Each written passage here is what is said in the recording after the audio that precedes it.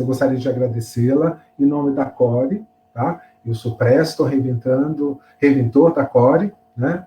E gostaria de imensamente de te agradecer por você estar aqui hoje à noite, conversando conosco. Tem tantos educadores, né? Gestores também nos ouvindo. E muito obrigado, e saiba que você sempre será bem-vinda aqui no canal da CORE. Bom, eu vou falar um pouquinho de você, assim, bem resumidamente, porque, gente, olha, a pessoa tem uma lista enorme aqui, então eu vou tentar resumir para a gente poder falar um pouquinho do trabalho da Andressa. A Andressa é pedagoga, especialista em gestão e planejamento escolar, tem MBA em coaching e gestão empresarial, diretora de escolas, formadora em projetos educacionais e sócia proprietária da A. Amorelli Educação e Treinamento.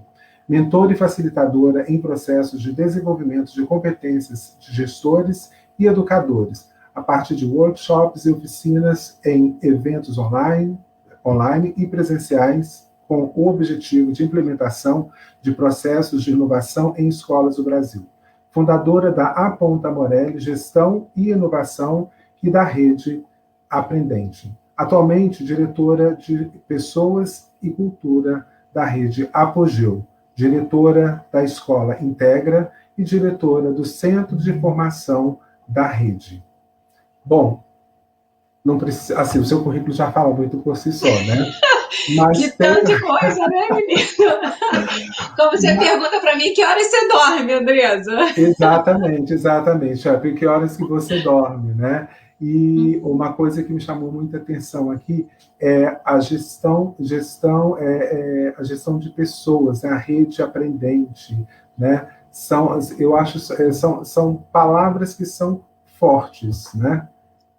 E eu queria que você falasse um pouquinho para a gente, Andressa, do que é o seu trabalho. Eu vou te falar por quê. Porque eu sei um pouquinho do seu histórico, que você vem do mercado financeiro, né? Nós já conversamos bastante sobre isso, você me contou da sua paixão pela educação, você não caiu de paraquedas na educação, você tem todo um histórico aí que te trouxe até a educação. Você não se tornou a profissional que você é do nada, né? Tem toda uma história aí. Então, eu queria que você contasse para a gente, assim, bem rapidinho, essa sua trajetória aí, para a gente entrar nesse assunto, no assunto principal da nossa live. Bem, boa noite a todos. Tem um monte de gente linda aí, de várias histórias, várias trilhas aí que eu percorri. Tem gente do Uno, tem gente do Elvira, tem gente do Apogeu, tem gente da Integra, tem mães do Elvira. Que bonito ver isso, né? Quando a gente escreve uma história e essa história ela está acompanhada de tanta gente linda, né? Então, acho que a primeira coisa é estar muito grata, né, de estar aqui. Preston, a gente fez uma vez uma palestra juntos, né? Eu me lembro.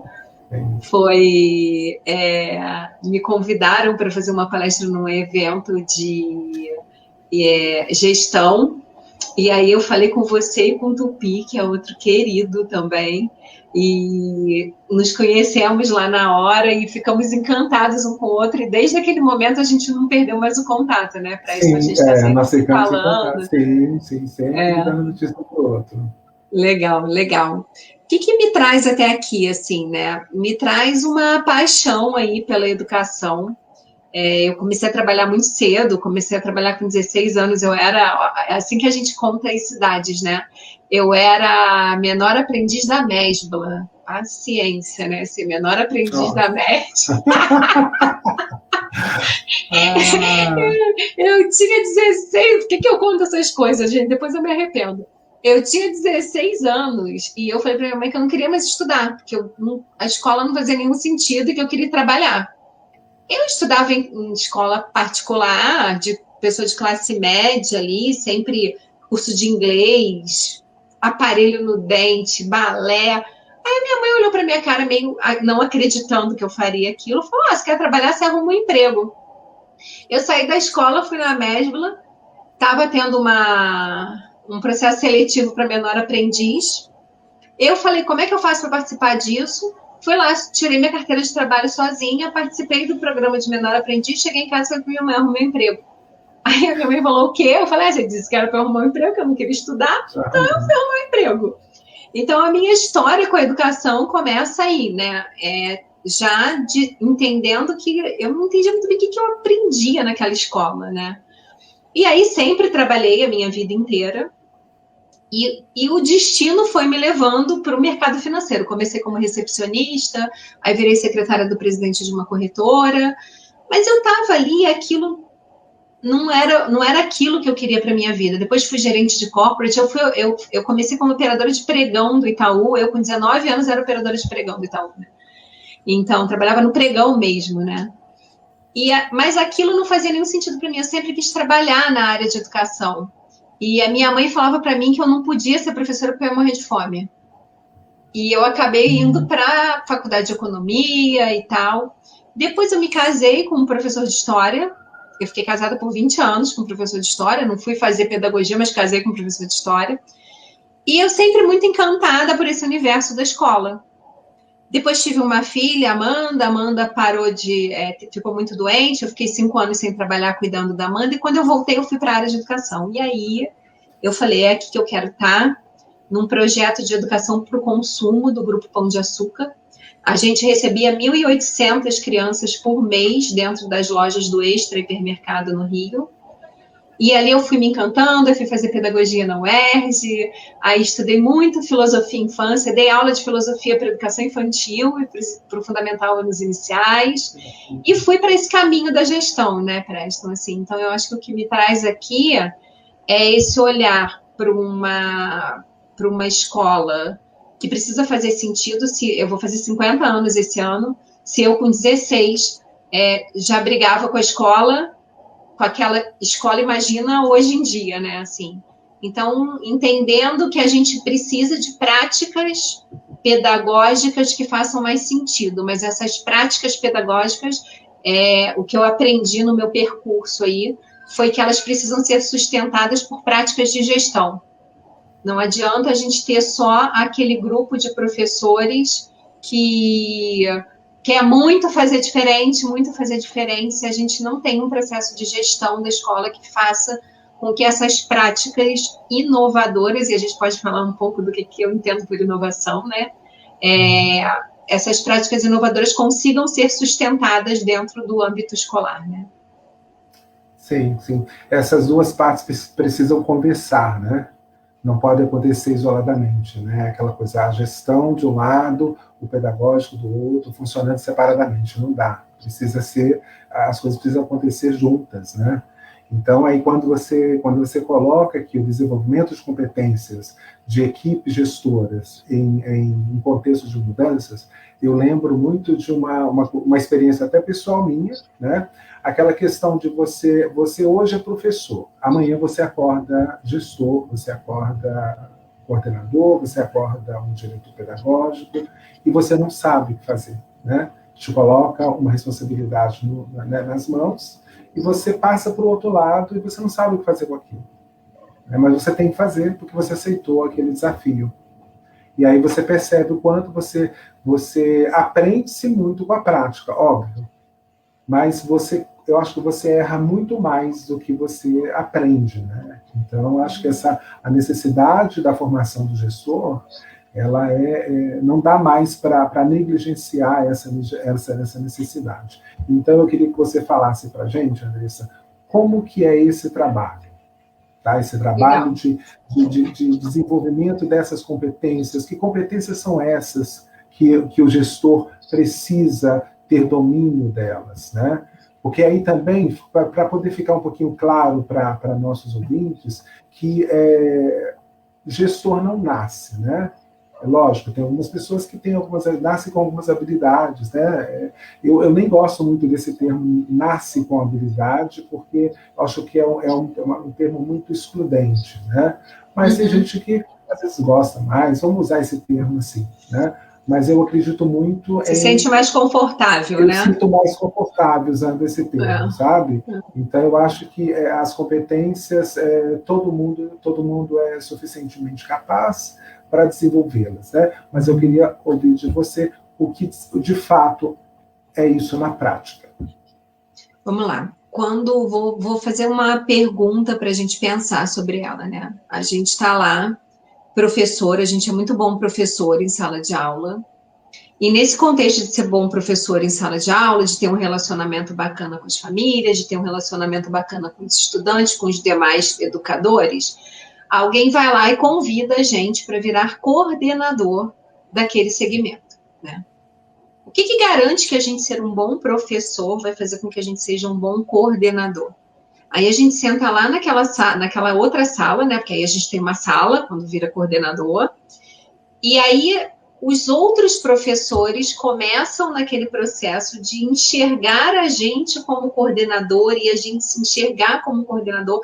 Aonde eu tô agora nessa história? Eu tô para cá, eu tô para lá. Alguém que está aqui nessa sala já se viu nessa situação? Já passou por isso, tanto do lado do coordenador, quanto do lado daquele professor que virou o coordenador, quanto daquele professor que continuou como professor e viu o seu amigo, a sua amiga virar coordenador, né? Como a gente vê isso acontecer? Sim. E aí, o que a gente faz com isso? Qual é o preparo que a gente tem para isso? Aí a gente vem de um modelo de coordenação, eu trabalho muito isso nas mentorias, né? Em geral, as pessoas que me procuram para fazer mentoria, elas estão muito nesse contexto de falar assim, aquela coordenação que tinha antes de mim, ou aquela coordenação que eu era, não está conseguindo resolver os desafios que estão acontecendo aqui agora. As explicações que eu tinha, aquele modelo que eu tinha da coordenadora, ela não responde mais aos desafios que eu tenho. E o que eu faço agora? E eu me vejo muito nesse contexto, porque quando eu fui para a coordenação, eu, na verdade, sempre tive muito um papel de gestão desde que eu entrei na escola, né? Assim, eu não sabia muito bem o que eu fazia com aqueles professores. Primeiro que você acaba tendo relações pessoais com aquelas pessoas são suas amigas, frequentam sua casa no final de semana, o seu filho estuda com o filho delas, então fica uma coisa que você fala, meu Deus, para onde que eu vou para cá, para onde que eu vou para lá? Aí eu me via como coordenadora com as seguintes ações, ou eu era gestora, e aí eu ia lá e cobrava dos caras, você precisa entregar, você precisa fazer, você precisa não sei o que lá, você não entregou, e o planejamento, e banana. Ou eu era mãe dos caras, né? Então, o que era ser coordenadora para mim, antes de eu entrar nesse percurso de reflexão sobre isso? Era um modelo que eu conhecia de coordenação. Ou eu sou alguém que vai lá e dá bronca no cara o tempo todo, ou porque o cara não cumpriu o prazo, ou porque a avaliação não tá boa, ou porque não sei lá, ou eu viro mãe, aí eu faço cafés e recebo todo mundo, e aí aquele professor que não tem tempo de preencher a prova, eu preencho para ele, não tem tempo de lançar o boletim, eu lanço para ele. E aí? Aí passa um ano, eu me vejo na mesma situação. Aí passa outro ano, eu me vejo na mesma situação. Aí eu falei, gente, tem alguma coisa errada. Eu continuo no mesmo lugar, os professores continuam no mesmo lugar, tem alguma coisa aqui que não está fazendo sentido. Nesse momento, eu saí da escola e fui para um projeto educacional dentro de uma multinacional. Nesse projeto, eu falo assim, que eu parei de entender de escola e comecei a entender de educação. Aí eu fui cuidar de 2 escolas, Rio e São Paulo. Depois eu virei coordenadora do projeto no Brasil. Depois eu virei supervisora da equipe de coaches. Aí a minha cabeça foi fazendo assim, o que eu preciso aprender para apoiar essas escolas? E por que um consultor que vai lá, um consultor de uma editora, ele não consegue mudar as práticas da escola? Porque existe um modelo mental do que é coordenação, do que é direção, do que é gestão escolar, que a gente experimenta esse modelo, quem está na escola em geral, desde sempre. A gente experimentou como aluno, quando a gente era aluno. Aí a gente saiu da escola, foi para uma universidade, a gente experimentou como aluno dentro da universidade. E aí a gente voltou para a escola como professor e continuou reproduzindo aquele modelo que está na nossa cabeça. Só que quando a gente vê os desafios que estão postos hoje em dia, a gente percebe que a gente não consegue mais responder a esses desafios com aquele modelo mental de coordenação que a gente tinha. E aí, o que a gente faz com isso? Para onde a gente vai? Para onde a gente corre? A gente não tem referência. A nossa referência, em geral, quem está na escola, a referência é a escola. É muito difícil alguém que está na escola e que foi viver uma outra experiência, trabalhar num outro espaço, ter outros inputs. E aí eu só sou capaz de criar novas referências se eu consigo me colocar em contato com outros inputs. E aí, o que a gente faz? Vocês que estão aqui ouvindo isso, vocês se reconhecem nesse papel? Vocês se reconhecem? Porque, assim, isso eu estou contando da minha história, estou contando do que eu vejo acontecer nas mentorias e, enfim, no trabalho que a gente tem feito lá de formação de lideranças na Rede Apogeu. Como é que a gente aumenta esse repertório? Aí eu fui buscar isso num contexto de entender o que é inovação, porque virou moda falar que a escola tem que inovar, né? A escola tem que inovar, aí eu vou lá, compro, dou tablet para todo mundo. Aí faço sala de não sei o que lá. Aí compro uma impressora 3D, pronto, sou uma escola super inovadora. Isso garante inovação? Não garante, porque inovação, ela não é tecnologia. Tecnologia é ferramenta. Inovação é mudança de modelo mental. E se a gente fala de mudança de modelo mental, a gente está falando da gente pensar de outra maneira, da gente aprender de outra maneira, para que essa outra maneira impacte em práticas inovadoras.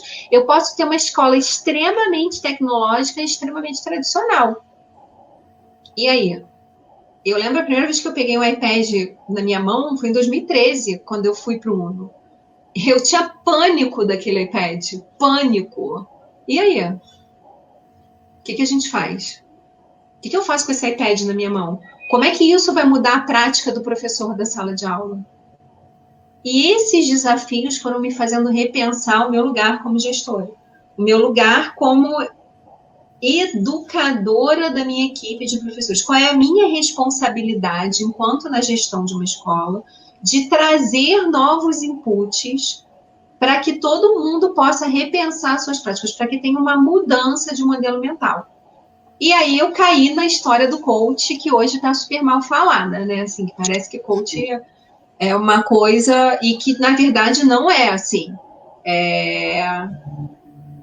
Vamos lá, temos atualmente que pensar quais são os objetivos, e a partir disso entender qual será o novo caminho. Exatamente. Mudanças de paradigmas, é isso aí. Qual é o novo caminho? Para onde eu vou? Aí vamos fazer uma tradução aqui. Eu gosto de traduções, né? Acho que traduções são... O que eu estou dizendo quando eu digo sobre alguma coisa, para que fique entendido. Porque às vezes o que eu digo não é o que o outro entende. Então vamos traduzir. Vamos traduzir primeiro. O que é inovação? Estou falando na minha maneira de olhar e do que eu estudei até aqui, das experiências que eu vivi, tá, gente? Inovação não é tecnologia. Tecnologia é ferramenta. Inovação é mudança de modelo mental, que muda paradigmas, que pensa novos caminhos. Quais são caminhos inovadores? Gabi, linda. Quais são caminhos inovadores? Isso é inovação. Inovação é gente. Partindo dessa premissa, de quando eu falo inovação, eu estou falando sobre isso, como é que a gente se vê uma equipe gestora capaz de sustentar um processo de inovação? Aí a gente vai para uma palavrinha que tem muito quando a gente fala de Enem, né? A gente está vivendo um momento SISU aí, né? Eu estou vivendo na veia, o meu caçula está no SISU, neste momento, né? Para passar para a faculdade, para não passar. Quando a gente fala de educação, a gente fala assim, mudar o mindset, exatamente. Como é que a gente planeja a partir de novas concepções? É isso, é exatamente isso. Inovação é gente, né, Léo? Léo é lá do Uno. Como é que a gente olha para esse contexto que fala assim, o que a gente precisa ter para conseguir sustentar, promover processos de inovação e sustentar? Porque eu posso contratar a melhor parceria do mundo para mudar o whatever na minha escola e daqui a 2 meses não funciona nada e eu digo que a culpa é do parceiro. Ah, esse programa não compra não, esse negócio não chama esse cara para ser seu parceiro porque não funciona. Não é, existe uma responsabilidade que é da equipe gestora de fazer com que processos inovadores aconteçam dentro da sua escola. E aí? Aí a gente vai para uma palavrinha que está lá no Enem, que é quais as competências que a equipe gestora precisa ter para implementar processos inovadores dentro da escola. E aí? A gente já parou para pensar sobre isso? Se as competências que a gente tem, elas garantem isso? Aí vamos entender o que eu quero dizer quando eu falo sobre competências, que é o tema da nossa conversa hoje. Competências é o tal do chá. conhecimento, habilidade e atitude. Os professores precisam se colocar e a gestão precisa se colocar também. A gestão precisa se ressignificar para conseguir implementar, de fato, os processos de inovação. Então, quando a gente fala agente gestor, que eu me coloco nesse lugar, embora hoje eu também esteja aí num lugar de pessoas de cultura, da rede, que pensam em outras coisas, eu ainda continuo diretora de uma escola que é a Integra. A gente tem as competências, então a gente tem os conhecimentos necessários para implementar processos de inovação. A gente tem as habilidades necessárias e a gente tem o atitudinal. Quais são essas competências que garantem que a gente consiga sustentar processos de inovação? E aí eu descobri um negócio quando eu fui fazer o MBA em Coach, que é sensacional, gente, assim. Sabe aqueles CEOs dessas empresas gigantes, esses super gerentões que ganham esses salários que a gente nem entende quanto zero tem naquele negócio? Esse cara, ele não nasceu esse cara que ele tá lá. Teve um trabalho de desenvolvimento de competência desse cara. Essas empresas, elas fazem uma matriz de competência, aplicam um teste, define qual é a matriz que aquele cargo tem que ter, qual é a matriz de gerente, de supervisor, de diretor, aplicam um teste e desenvolvem essas competências. Gente, competência a gente desenvolve. A gente desenvolve. E aí, como é que a gente olha para a escola? Alguma vez algum diretor parou para pensar quais são as competências? Porque competência não é só conhecimento. Conhecimento é uma parte da competência. Você tem conhecimento, você tem habilidade, você tem atitude. E a gente está preparado, enquanto gestão de escola, para fazer isso? E aí eu peguei isso que eu aprendi lá no MBA e trouxe para a escola. Desenhei uma matriz de competência, apliquei essa matriz e fiz um trabalho de desenvolvimento de competência dessa equipe gestora. Aí sim a gente começa a ter um redesenho dessa equipe gestora da escola. Aí outra coisa que eu vou falar, como é que é o organograma da sua escola? Ele é um organograma piramidal, onde tudo precisa passar por você, que é diretor? Você é super centralizador, não sai um papel daqui sem eu saber o que está acontecendo. Se o modelo mental é esse, não tem inovação. Porque você não é mais capaz de controlar tudo que acontece dentro da escola com esse cenário atual que a gente tem, que não tem nem parede mais na escola, está todo mundo dentro de casa. E como é que a gente lida com isso? Então, quando a gente fala de competências, são essas competências. Então, você sabe, você tem, por exemplo, consegue sustentar mudanças? Isso é uma competência, sustentar mudanças é uma competência. Quais são as competências que você precisa desenvolver? Quais são as habilidades que estão por trás de sustentar mudanças? E aí? Então, eu acho que a gente começar a pensar a partir disso, Preston, assim, como é que a gente olha para a gente, e competência não é só conhecimento. Envolve múltiplas inteligências, capacidade de adaptabilidade, emocional, visão global, isso é tudo habilidade, tudo habilidade. E aí, você olha para isso como gestor?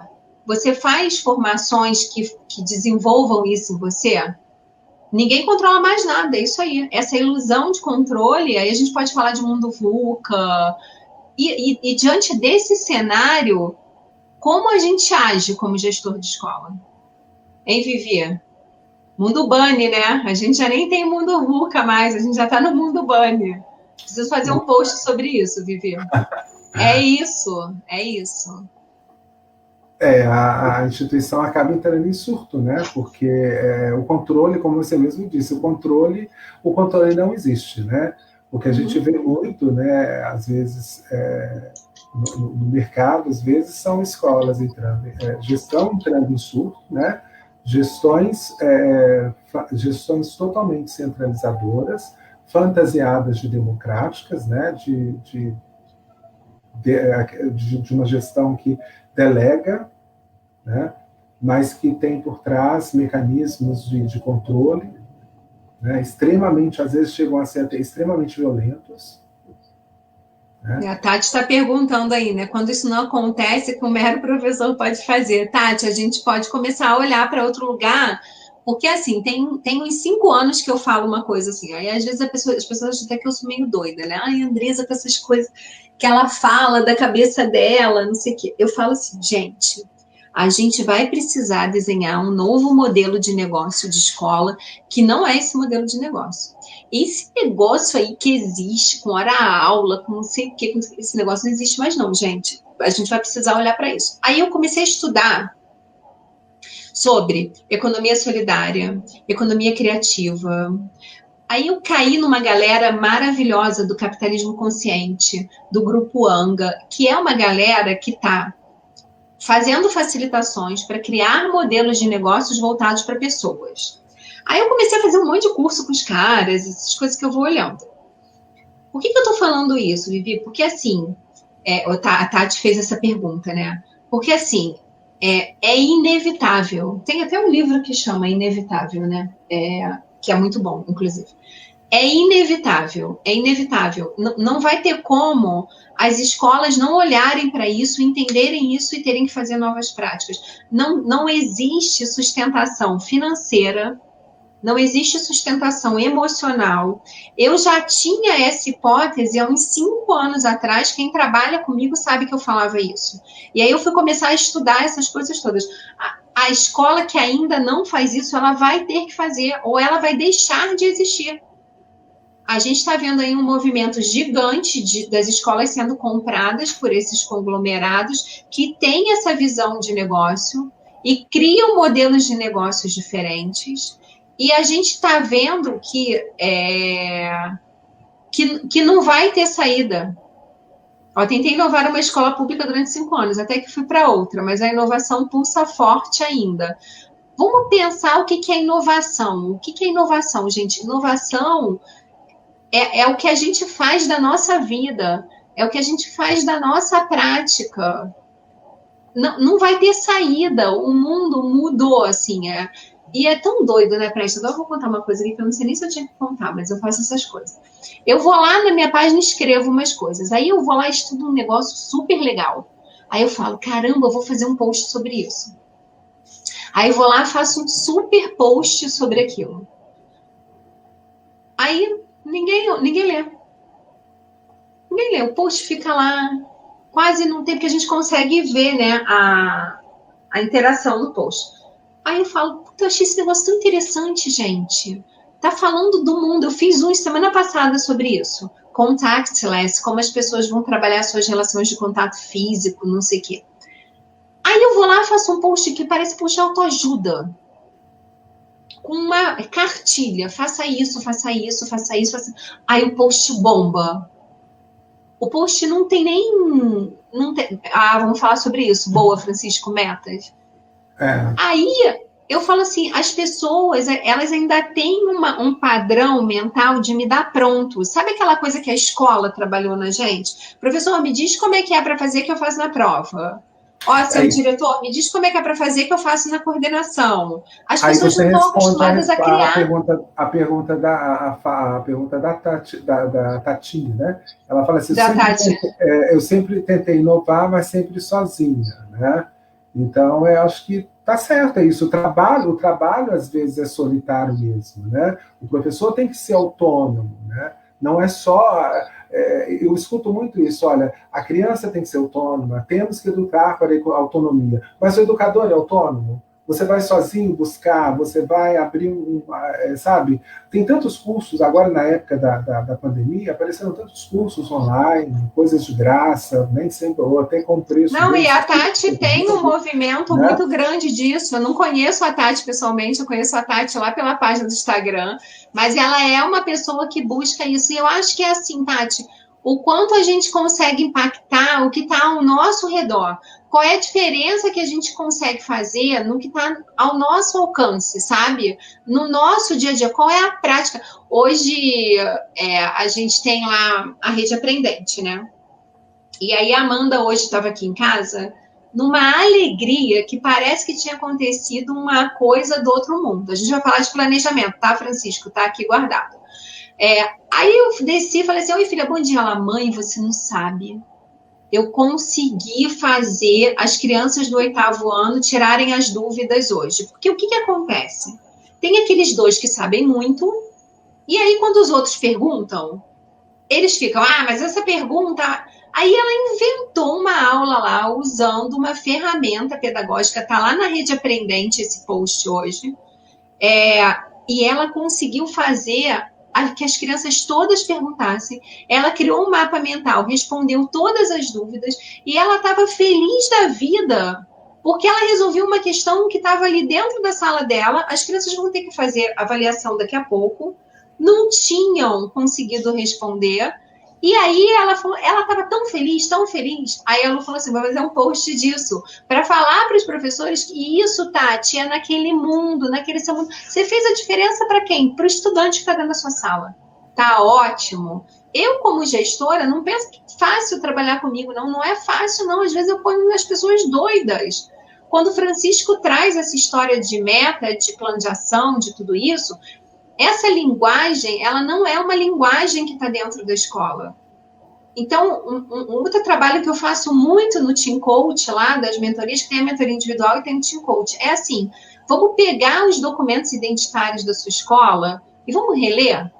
Gente, a gente está passando. Karina, olá, querido. É isso, na nossa microbolha, a gente falou isso na nossa live, né, Karina, essa semana.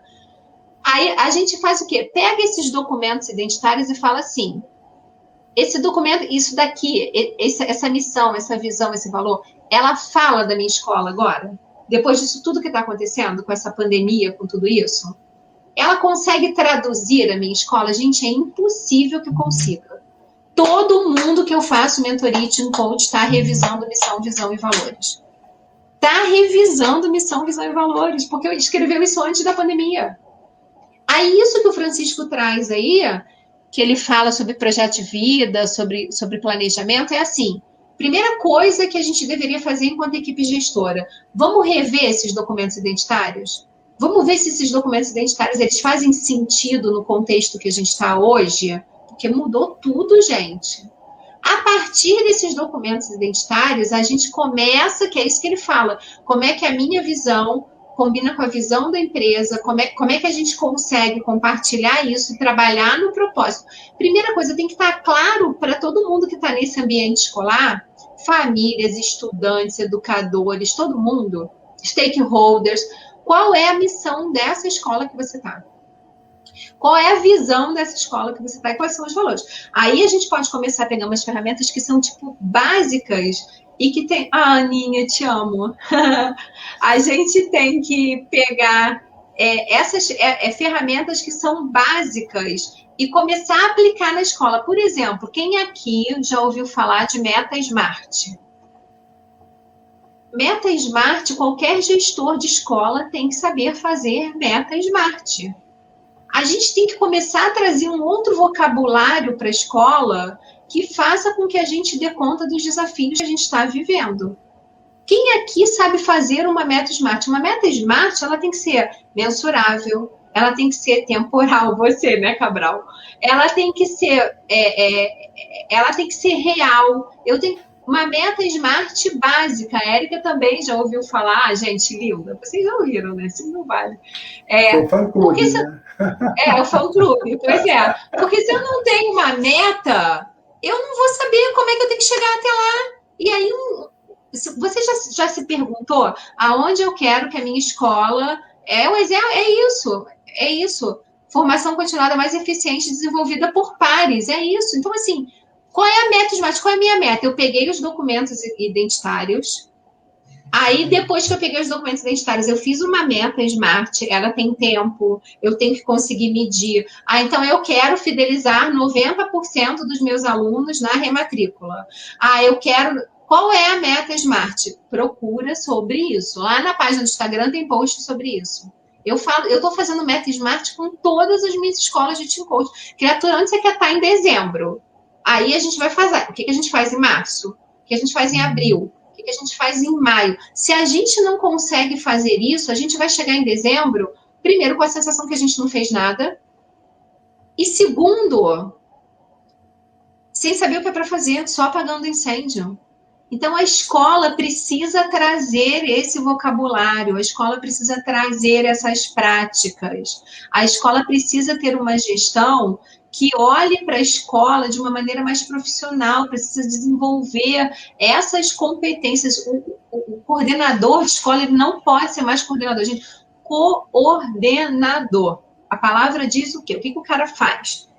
Ele coordena. Coordenar dá conta do que a gente está vivendo? O diretor, ele faz o que? Ele dirige esse caos que a gente está vivendo. Como é que você dirige o caos? Você vai ficar depressivo, ansioso, você vai ficar tudo isso. Sua autoestima vai lá embaixo, porque tu não dirige nada, não consegue dirigir, gente. É desumano exigir isso de uma pessoa dentro do contexto que a gente está vivendo. Andressa, a gente tem que ser uma liderança. Você sabe que eu concordo muito com isso que você está falando, né? A gente vem conversando sobre isso e tudo. Eu sou super assim, primeiro eu sou seu fã, né? Não diga-se de passagem, né? Mas sabe como eu vejo isso? Quando eu olho para a escola, essas conversas que nós temos, eu vejo assim, a escola teve um determinado momento que ela se transformou em empresa, só que as pessoas que estão ali dentro, elas não se deram conta que a escola se transformou numa empresa. Então, ficou aquela... o administrativo, né, entendeu que a escola se transformou numa empresa, mas o pedagógico ainda tem as suas dificuldades, né, as suas resistências, né, e ainda é muito grande ainda dentro das escolas, né, esse movimento ainda de eu sou professor, isso aqui isso aí não sou eu que faço. Mas eu por exemplo, eu particularmente, eu vejo que a minha sala de aula é o meu espaço de gestão. Então, acho que tudo isso que você coloca aí, dessa questão da gestão, ela está dentro do individual ali, né? O professor, individualmente, fazendo a sua gestão ali. Você é coach dos seus alunos, né? Você ajuda o seu aluno ali a sair... Os próprios alunos são lideranças naquele grupo. Tem alunos que são lideranças naquele grupo. Exatamente. Exatamente. E fazem esse papel. E quando a gente fala de modelo de negócio, vou voltar lá para o começo, que pode ter gente que está aqui agora que não estava me ouvindo no começo. Quando eu fui buscar esse caminho de entender que a escola deveria redesenhar o seu professor facilitador, é isso aí. Exato. Aninha, eu adoro esse termo, professor facilitador. Você lê meu pensamento. Isso. Aí o professor deixa um pouco de lado a questão da vaidade. Eu sou professor. Não, sou facilitador, entendeu? Hoje em dia nós somos professores facilitadores. Que bom que somos professores facilitadores, né? Porque isso mostra que o conhecimento, nós não detemos o conhecimento. Nós os conhecimentos só facilitamos. Andressa, precisamos só ficar atento ao tempo para a gente não perder, né? Para a gente não perder o finalzinho. A gente começou um pouquinho atrasado, né? Eu acho que é só fazer esse contexto assim. Quando o Preston fala, a escola é um negócio, eu vou retomar o meu começo dessa conversa.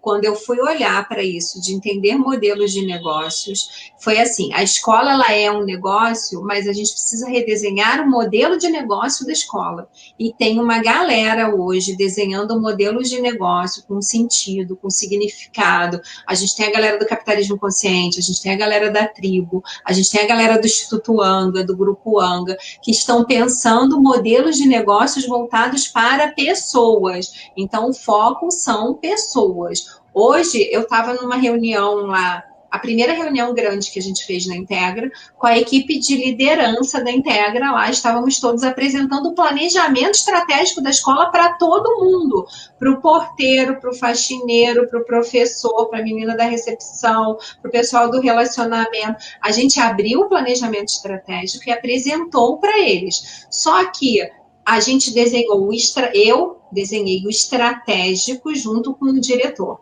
com outro diretor lá. E aí a gente trouxe o tático para ser construído pelas lideranças. E a gente apresentou para a comunidade escolar todos juntos, falando a mesma quantidade de tempo, contando a mesma coisa. Tem gente que estava lá comigo e está aqui na live agora, a Bruna, ó. Eu saí de lá e vim para cá sem a reunião de lá ter acabado, porque eu tinha garantia de que as lideranças iam apresentar o planejamento estratégico. Gente, com número, a gente tem que dobrar os alunos para isso com meta. Porque o professor que está na sala de aula, o porteiro que está abrindo a porta da escola, a recepcionista que está atendendo o aluno, ela tem que entender qual é a meta da escola. Porque se ela não entender qual é a meta da escola, qual é o estratégico da escola, ela não colabora para esse estratégico. A Dai estava lá, a Bruna estava lá, tem um monte de gente aqui na live. Eu saí de lá e deixei elas apresentando, deixei eles apresentando, porque não precisa de mim, porque aquilo foi construído por nós. E está apresentando para os professores entenderem. Então, a gente precisa parar com essa coisa de achar que o diretor tem que saber tudo, que o diretor tem que ter todas as respostas. A Dayara cuida da parte de financeiro administrativo. Se eu quero saber alguma coisa sobre isso, eu tenho que confiar na Dayara e no time da Dayara. A Bruna fala de bilíngue. Se a Bruna fala alguma coisa de bilíngue para mim, eu olho para ela e falo 120%, Bruna. Porque se eu acho que eu tenho que saber tudo de bilíngue para ficar discutindo com a Bruna, eu não preciso da Bruna. E a gente tem que parar com esse modelo de gestão centralizador. A gente tem que montar times que a gente desenvolva, que a gente conheça, que a gente confie, para que esses times façam a escola crescer. Porque a gente sozinho não vai conseguir fazer. Exatamente. Não vai conseguir fazer. Entendeu? Então, quando a gente fala de modelo de negócio, eu estou falando de pessoas. O tempo todo a minha fala vem para... É meta, ok, mas quem faz essa meta acontecer são as pessoas. Quem trabalhava comigo no Elvira, que está aí também, sabe disso. Eu lembro a Cabral, que está aí, que a Cabral é secretária escolar. Aí quando eu falava para a Cabral, vai estudar isso, vai não sei o quê, ela ficava olhando para minha cara, tipo, mas eu sou só secretária escolar. Eu falo, não, você é a secretária escolar, e a hora que eu tiver que ir lá na Secretaria de Educação aprovar alguma coisa, quem tem que aprovar é você. Então você precisa conhecer a escola. Hoje aconteceu uma coisa linda, que já aconteceu no Elvira e aconteceu hoje na Integra, assim. O Luiz, que cuida da parte de design da comunicação, assistiu aula essa semana. Ele foi lá assistir a aula e ele ficou encantado, porque se ele faz o design, se ele faz a comunicação, ele tem que estar dentro da sala de aula. Porque como é que ele comunica uma escola se ele não sabe o que acontece no principal lugar da escola, que é a sala de aula? Lá no Elvira, todo mundo assistia a aula, a secretária, a recepcionista, eles tinham hora na agenda deles para assistirem aula. Eu estou na recepção, eu vou atender uma mãe para falar sobre a escola, como que eu vou fazer isso se eu não sei o que acontece na sala de aula? Se eu não sei, eu não vou conseguir fazer. Aí você entrega para o diretor, né? Olha, o diretor que resolve, não sou eu. Né? Aí o diretor, quando vê, está com aquele monte de coisa que ele não dá conta de resolver, porque é humano também. Né? É isso. É isso. Porque é humano também. Pois Andressa, olha, muito bacana nossa conversa. Gostaria de ficar aqui 2 horas, mas o seu Instagram não vai nos permitir. Mas, olha, isso não será impedimento. A nossa live hoje teve uma audiência altíssima e, como eu te disse, olha, tenho uma live que eu fiz há 15 dias, que vai ter a segunda parte. Eu te convido para a segunda parte, que você é super bem-vinda, você sabe disso, tá? O pessoal muito carinhoso, que a Andressa, eu te amo, olha só, olha, não é só você, viu, Silvano? Olha, eu também, viu? Esse povo que eu amo, gente. Vontade de abraçar todo mundo, gente. Que saudade, que saudade. Eu acabei de receber uma mensagem da presidente da CORE, tá? Agradecendo a sua presença, te convidando para conhecer mais a fundo a CORE, tá? E você é muito bem-vinda. Volte sempre para falar com a gente, viu? Um beijo bem grande, tá? Um abraço bem forte. A hora que passar isso tudo, vamos nos encontrar pessoalmente para a gente bater outros papos. Enquanto isso, vamos conversando online. Tá bom? Beijo grande. Gente, muito obrigada aí pela presença de todo mundo, tá? Amo vocês, tem muita gente linda aí, gente de mentoria, gente do Elvira, gente do Apogeu, gente da página do Instagram, muito legal essa rede. Muito legal, obrigada, né? gente. Gente, Obrigada. muito obrigado por estarem aqui conosco, viu? Um abraço bem grande. E toda quinta-feira, gente, nós temos um assunto diferente aqui. Toda quinta-feira, às 19 horas, eu estou aqui conversando com um profissional diferente, trazendo assuntos legais aqui para a gente conversar. Estão todos convidados, tá? Um abraço bem grande. Tchau, tchau. Obrigada, querido. Tchau, tchau.